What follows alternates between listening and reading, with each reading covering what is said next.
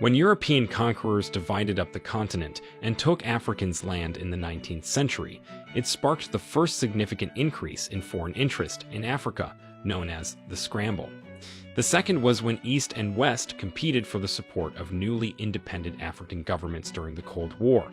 The Soviet Union supported Marxist tyrants, while America supported despots who pretended to support capitalism. There is currently a third, less dangerous surge.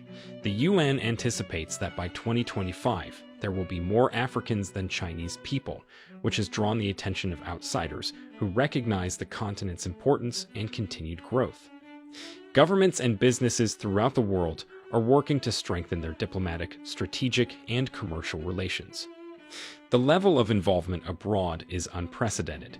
More than 320 embassies were opened in Africa between 2010 and 2016, which is perhaps the largest embassy construction boom ever. Military relations are also becoming stronger. The fight against jihadism in the Sahel is receiving technology and military support from the United States and France. China is currently the largest supplier of weapons to sub-Saharan Africa and collaborates with 45 other nations on defense technology. Since 2014, Russia has negotiated 19 weapon contracts with African nations. Arab nations with abundant oil resources are erecting bases on the Horn of Africa and employing African mercenaries. If Africa handles the new Scramble wisely, the main winners will be Africans themselves.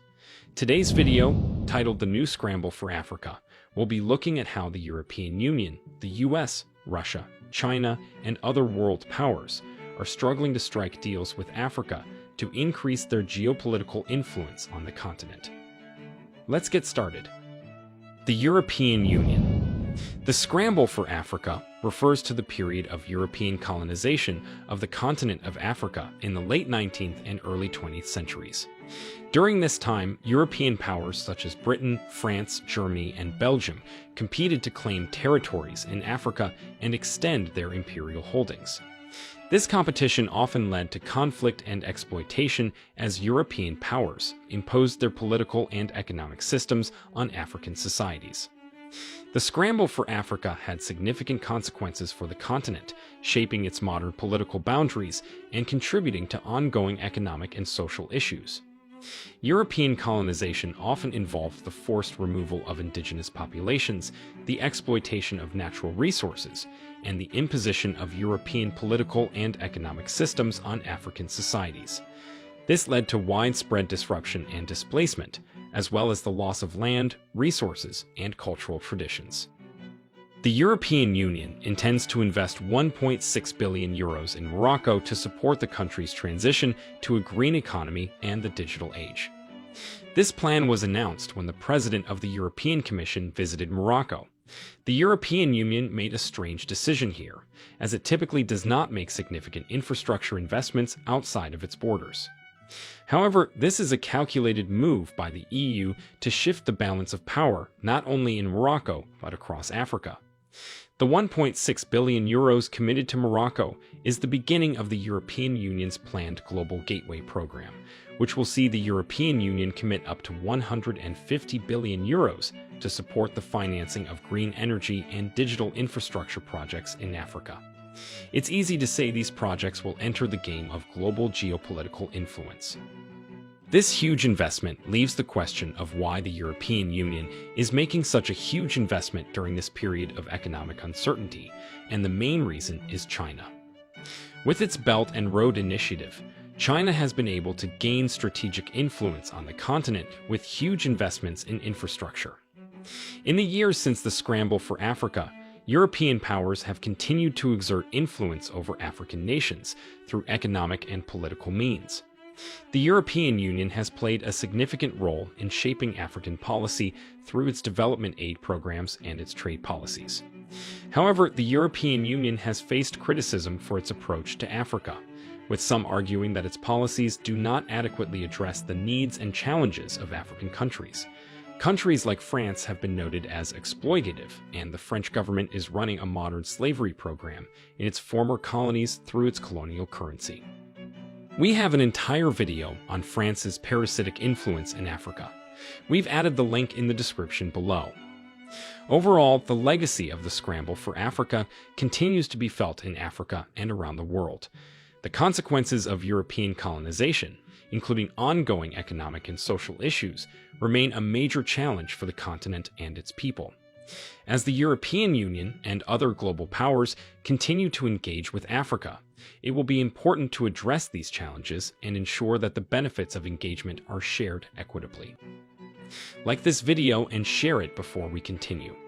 Also, subscribe to our channel to be part of the new tourist community and turn on notifications to get alerts when we upload new videos. The People's Republic of China. China's growing presence and investment in Africa in recent years has been referred to by some as a scramble for Africa, in reference to the European colonization of the continent in the 19th and early 20th centuries.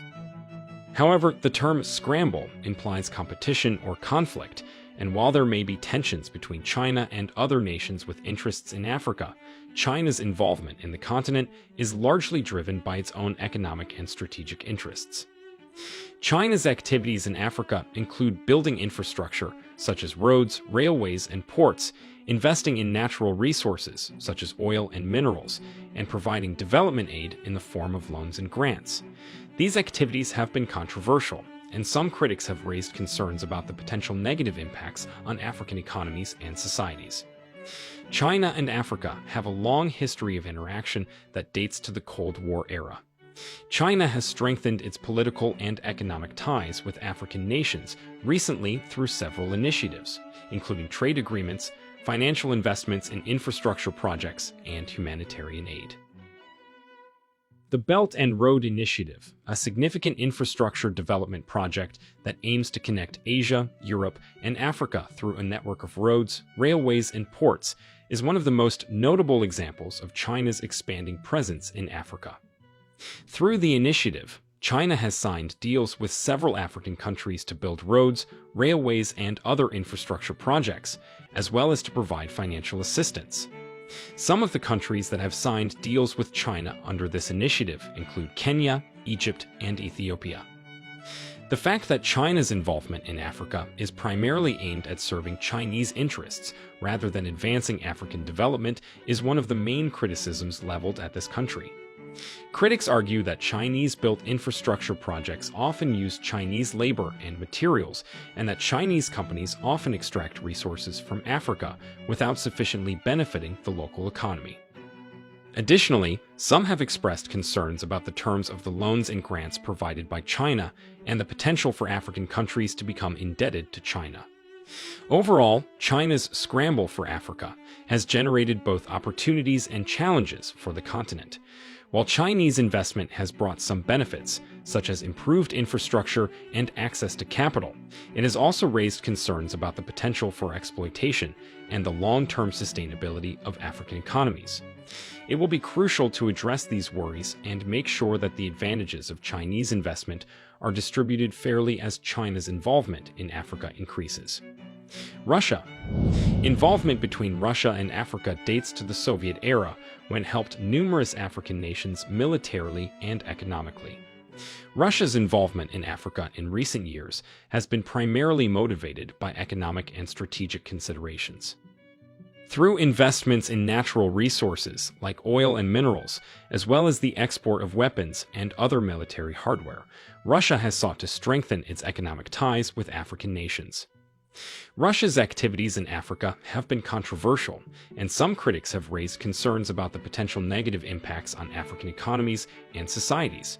For example, there have been allegations of corruption and illicit activities in Russia's arms trade with Africa and concerns about the sustainability of African economies that are heavily dependent on the export of natural resources. Additionally, some have criticized Russia's involvement in African conflicts, arguing that it has contributed to instability and violence. Despite these concerns, Russia's involvement in Africa has continued to grow in recent years. In 2019, Russian President Vladimir Putin hosted a summit in Sochi, Russia, with leaders from various African countries to strengthen economic and political ties. Russia has also been involved in peacekeeping operations in Africa, such as in Sudan and the Central African Republic, and has sought to expand its military presence on the continent.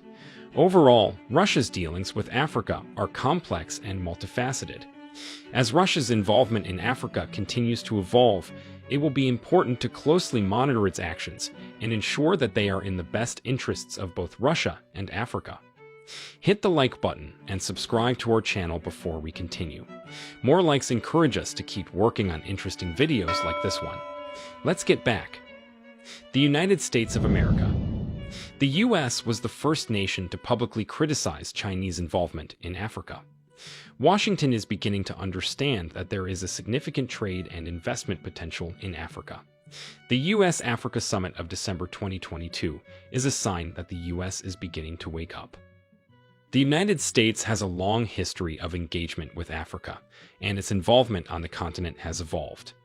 In recent years, the U.S. has focused on promoting economic growth and development, strengthening democratic institutions, and addressing security challenges in Africa. The U.S. has provided development aid to African countries and has also worked to increase trade and investment through initiatives such as the African Growth and Opportunity Act. In addition to economic and development assistance, the U.S. has also been involved in efforts to address security challenges in Africa. This has included providing military assistance and training to African countries, as well as participating in peacekeeping operations and counterterrorism efforts. The U.S. has also played a role in mediating conflicts and promoting peace and stability on the continent. However, the U.S. has faced criticism for its approach to Africa, with some arguing that its policies do not adequately address the needs and challenges of African countries. The U.S. is rather trying to force its policies and societal values on Africans, trying to talk African leaders into accepting and legalizing things that Africans don't think are right for them. Additionally, the U.S. has faced competition from other global powers, such as China and Russia, which have also sought to increase their influence in Africa. The former AU ambassador to the USA, Dr. Arikana Chihambori-Quo, believes that the United States is losing because they're trying to tell Africans and their leaders what to do, and in a disrespectful manner. She argues that African leaders were invited to the U.S.-Africa Summit with no agenda. They just went to listen to what the U.S. had to say. In general, the U.S. maintains a sizable presence in Africa, and its involvement in the region is likely to change over the next few years. It will be crucial for the U.S. to consider the perspectives and needs of African nations as it works to advance its interests in the continent and to make sure that any decisions it makes benefit both the U.S. and Africa. India. Another nation that has been discreetly expanding its economic influence in Africa is India. The nation has increased the number of its diplomatic posts on the continent recently and is currently the continent's third largest commercial partner. India thinks it has a competitive advantage over China because of its shared experience as a colonial power, the use of the English language, and the presence of over 3 million Indians in Africa. Additionally, New Delhi asserts that Indian initiatives in Africa place a strong emphasis on hiring local labor, in contrast to China, which frequently imports laborers from its own country. Turkey. Turkey is extending its presence throughout the continent as well. Turkish President Recep Tayyip Erdogan's goals on the continent are reflected in the rise of the country's embassies there, from 12 in 2009 to 44 now. Erdogan is the world leader with the most trips to the region, having visited 28 different African countries during his 38 trips since taking office. As a result of this diplomatic effort, Ankara and African nations' commercial ties have significantly increased. Turkey and Africa's trade increased from $5.4 billion to $25.3 billion last year over the past 20 years. Turkey sent military attaches to 19 African countries, including Morocco, Nigeria, Ethiopia, Ghana, Mali, Algeria, Djibouti, Senegal, Kenya, and South Africa. There's no doubt that the U.S. feels threatened by China's growing influence in Africa. This is the time for African countries to embrace this struggle for influence because it gives them more options. Africa has the chance to accelerate its development by utilizing its resources and its 1.2 billion person market, the majority of whom are young people. The African youth must wake up from their slumber and seize these opportunities now to secure a better future for the next generation. We require trustworthy partners and contributors. Once more, Africa rejects the offer to serve as the stage on which Chinese, American, and European rivalries can be played out. We hope you enjoyed the video. Don't forget to like this video and subscribe to The New Tourist for more interesting videos about Africa. Turn on notifications to get alerts when we upload a new video. Thank you for watching, and we'll see you in our next video.